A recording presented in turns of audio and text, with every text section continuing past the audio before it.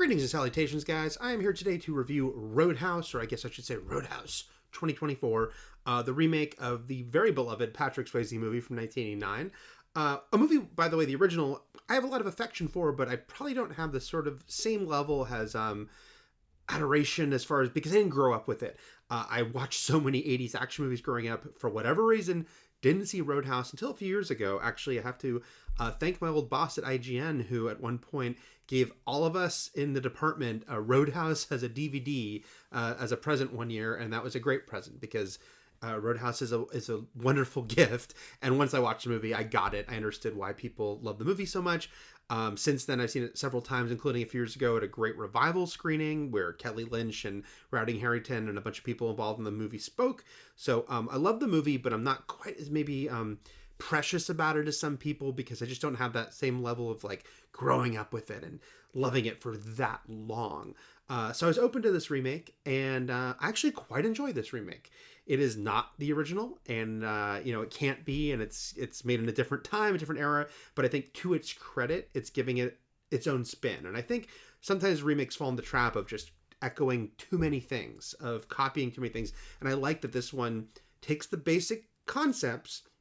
There's a guy named Dalton. He's really tough. He's hired to help clean up a roadhouse that has a bad clientele. And there's a mob boss, or sort of I shouldn't say mob boss, a guy who's got bigger criminal ties nearby who's going to cause even more problems. And there's a love interest who's a doctor. But it's really going in its own direction in a lot of other ways. And it just kind of feels like we're just going to take the basic idea and run with it. Honestly, he didn't even need to be named Dalton, except I guess maybe he did have to be. Some people felt he would have to be. But if they hadn't named him Dalton, maybe that would have been better. I don't know. But I really like what Jake Gyllenhaal does here, his interpretation of Dalton, who does have, I think, the core conceits of Dalton in a broad sense, which is really tough, really great in a fight, very polite when he's not beating the hell out of you, but in a different way. And the character has such a different background, and he's not a kind of famous and infamous bouncer who's hired to run a crew of bouncers. Instead, he's got this UFC, mixed martial arts background, and he's just kind of hired as like a tough guy, not because he's part of this world. And there's not like a crew of bouncers he's going to lead. He is going to start to recruit people, both from in the staff and outside, to help him. But yeah, it just feels like its own great spin on it, I thought. Doug Liman directed this movie, and in general, I'm a big fan of Doug Liman's. I mean, going back to Swingers, but also his second movie, Go, is a really big favorite of mine. And I love Edge of Tomorrow, and I love the Bourne Identity.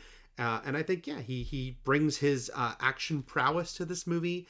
The fight scenes are really fun. I've seen some complaints when it got its first screenings that there's like too much CGI. That was like sort of a talking point. I don't know where that comes from. I'm not saying there aren't a couple moments that use some digital stuff that probably were a little distracting, but for like a brief moment, I think it's one of those things where people kind of glom onto something that was not a big part of the movie, but maybe in that moment it really distracted them, and they kind of, I don't know, it got echoed to the point where you'd think it's like the whole movie is like that. It's not. And I think the fights have a lot of good energy. And in fact, the first big fight scene that Gyllenhaal has as Dalton is what really sold me on the movie. It takes a little bit to get to that. Once they do, you kind of really feel the different vibe that Gyllenhaal is bringing to this character. He always brings kind of his own quirkiness, and that's the case here. And in that fight scene, you kind of see the energy he's bringing and what makes this spin on Dalton a funny and likable character. And I quite enjoyed that. I really enjoyed the supporting cast in general. It's just a lot of, I think Lyman's really good with casting, and that's the case here. A lot of like small characters that maybe pop more than they would because of the casting. I really want to mention Arturo Castro, who plays kind of one of a group of a motorcycle gang that Dalton kind of encounters a few times, and he's just kind of like one of the gang, but he is very funny in a way that I almost wish he had a bigger part, because he just has this different sort of vibe to him. He's almost a people pleaser, and he probably is in the wrong line of work, or certainly the wrong crew. And I liked him a lot. And I liked Hannah Lear plays the sort of plucky teenage girl that Dalton befriends, her and her dad. And I think it could be kind of a thankless role, and maybe one that makes you roll your eyes. I know some people will not love that she gets a little meta, that character. She's kind of calling out the tropes, the fact that everything about Dalton is kind of from a Western, like he's, the tough guy hired to come in and, protect this place. But I think that I like her a lot as a performer, and I think that she and Jake Gyllenhaal have good energy together. I quite enjoyed this movie. I think a lot of people, of course, are paying a lot of attention to Conor McGregor because he's got his first big acting role here. And he's a lot of fun. I don't think he's necessarily a great actor. There's a couple little moments where I'm like, okay, maybe he needs some work in that regard. But I think he's perfectly cast and definitely delivers on what they wanted him to deliver. He is basically playing almost the human version of the Tasmanian Devil, as in Looney Tunes Tasmanian Devil. Just this ferocious big guy with a huge grin on his face who barrels through and just, destroys things around him while he seems to be having a ball doing it. And he's sort of this great force of nature. And I thought it worked really well. I understand like casting him, of course, as this whole other aura, because you have a movie where a character is literally supposed to be that your main character is supposed to have a UFC background. There's flashbacks that show him in UFC fights.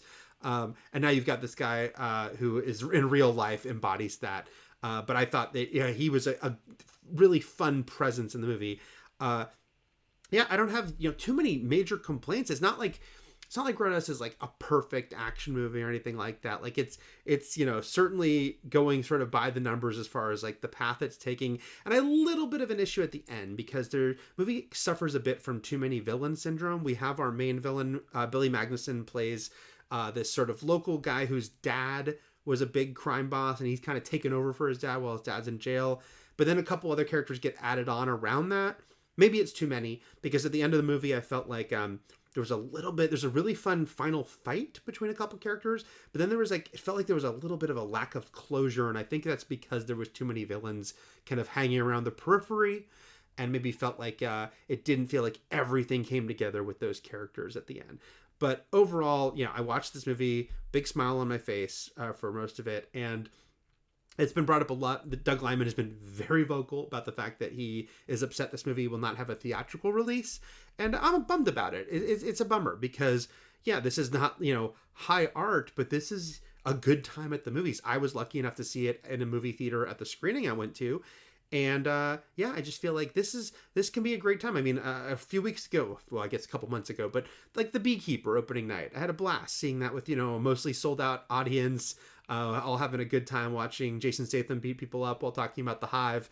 And I think this movie, which is a little more clever than The Beekeeper, a little more self-aware, and has and certainly kind of feels bigger scale. Yeah, this would totally benefit from opening weekend, having some fun with a big crowd cheering on Dalton 2.0 as he has his big fight scene. So yeah, I think, of course, it's not going to replace or it can't quite match the original because the original has such its own thing. I think I'm glad they don't try to copy too many things. There's some lines and some moments that are obviously there to echo it. There's one that I kind of groaned at because it felt very gratuitous. In the final fight, they throw in this one dialogue reference. It felt like an ADR. I don't think it was there on set, and they felt, let's throw this one line in. It makes no sense the moment it does. But for the most part, I think the movie shows admirable restraint in that regard, and just lets it be like, the tale of the man named Dalton who once protected a roadhouse, and this is the new version of it. And a great new setting with the Florida Keys. I know it was the Florida Keys has played by the Dominican Republic. Either way, it's a really cool, different energy and setting, and the fact that this roadhouse is beachfront and just has a very different feel about the entire town and everything than the original Roadhouse. I think these are all smart ways to go in a remake like this, so it doesn't feel like, oh, you're just copying every single thing. Anyway, I really enjoyed this movie. It'll be on Prime, of course, for you to watch there, but man, they should have played it in theaters. I think it would have benefited. Oh well, I'm not the master of Amazon, apparently. That's what they tell me. Anyway, guys, thanks a lot. If you check out Roadhouse, hope you like it. Take care. Bye.